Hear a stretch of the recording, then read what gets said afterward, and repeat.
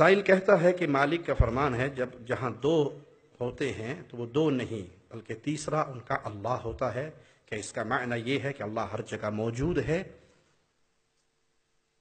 پیارے بھائی، اللہ اپنے علم کے اعتبار سے، قدرت کے اعتبار سے، کنٹرول اور حکومت کے اعتبار سے ہر چیز کو گھیرے ہوئے ہے۔ سیاہ چیونٹی، سیاہ رات، سیاہ پہاڑ کی جڑ میں چلتی ہے، مولا اس کو دیکھتا بھی ہے، اس کا رزق اسے وہاں پہنچاتا بھی ہے، اس کے پاؤں کی دھمک کو اپنے عرش پہ سنتا بھی ہے۔ تو اللہ کا علم ہر جگہ پر ہے۔ اللہ السمیع ہے، البصیر ہے، اس کی ذات کہاں پہ ہے؟ وہ ہر جگہ پہ اپنے علم کے اعتبار سے ہے، بذاتی ہی ہر جگہ پہ نہیں ہے، بذاتی ہی وہ اپنے عرش پہ ہے، جس کے دلائل ہمیں قرآن اور حدیث سے بے بہا ملتے ہیں۔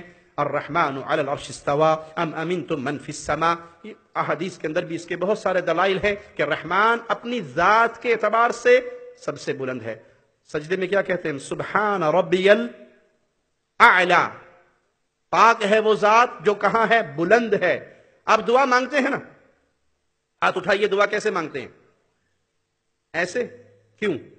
یہ ہاتھ ایسے کیوں اٹھتے ہیں؟ کیونکہ آپ کی فطرت سلیم آپ کو خبر دے رہی ہے ان خالی ہاتھوں کو بھرنے والا کہاں ہے؟ کبھی کسی نے یوں دعا مانگی؟ جی یوں مانگی؟ کسی نے یوں مانگی؟ یوں مانگی؟ یوں مانگی ہے؟ نہیں، صرف یوں۔ کیوں؟ ان خالی ہاتھوں کو بھرنے والا عرش پہ۔ ہر جگہ ہوتا تو کوئی یوں مانگتا، کوئی یوں مانگتا، کوئی یوں مانگتا، کوئی یوں مانگتا۔ حالانکہ جو قبروں سے مانگتے ہیں، جو مردوں سے مانگتے ہیں، ان کو بھی عقل نہیں ہے۔ وہ بابا جی کی قبر پہ کھڑے ہو کے یوں مانگ رہے ہوتے ہیں۔ مانگ کس سے رہے ہوتے ہیں؟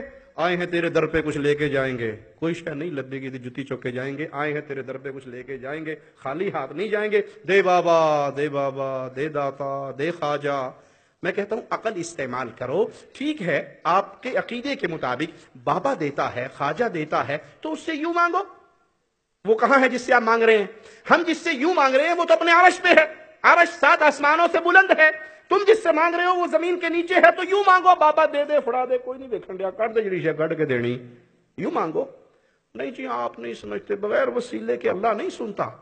ایک لمحے کے لیے آپ کی بات مان لی کہ آپ کے بغیر وسیلے کے وہ نہیں سنتا جس کی رحمت آپ کی شاہ رگ سے زیادہ قریب ہے، وہ نہیں سنتا۔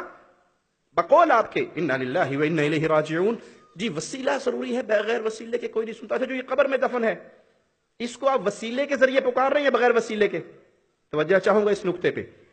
جو قبر میں دفن ہے، آپ اس کی قبر پہ آئے کہ شاہ جمال ککڑ گھینتے پتر ڈے رتا لال، مرغے کی نیاز تیرے لیے، لال سرخ بیٹا میرے لیے۔ مانگنے والا کالا سیاہ ہے، بیٹا لال سرخ مانگ رہا ہے، ماشاءاللہ تبارک اللہ۔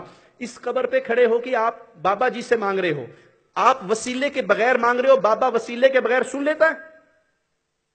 جب قبر پہ آپ آئے تو کم از کم قبر میں کوئی سوراخ کر لیں، کوئی پائپ لگا لیں، میکروفون لگا لیں، بابے میں تو وسیلے کی لوڑ ہوئے گی یا نہیں؟ بابا 7 فٹ نیچے مٹی کے پڑا ہے اور آپ کا جملہ بغیر وسیلے کے سن رہا ہے۔ جس کی رحمت شاہ رگ سے قریب ہے اس کو وسیلے کی ضرورت ہے، اور جو مردہ ہو کے مٹی میں جا چکا ہے وہ بغیر وسیلے کے سن لیتا ہے۔ خالق و مالک اپنی رحمت سے، اپنی قدرت سے، اپنے کنٹرول سے، اپنے علم سے السمیع البصیر ہوتے ہوئے وہ ہر چیز کو گھیرے ہوئے ہے، بذاتہ ہی اپنے عرش پہ ہے، لیس کمثلہ شیء، جیسے اللہ کی شان کے لائق ہے۔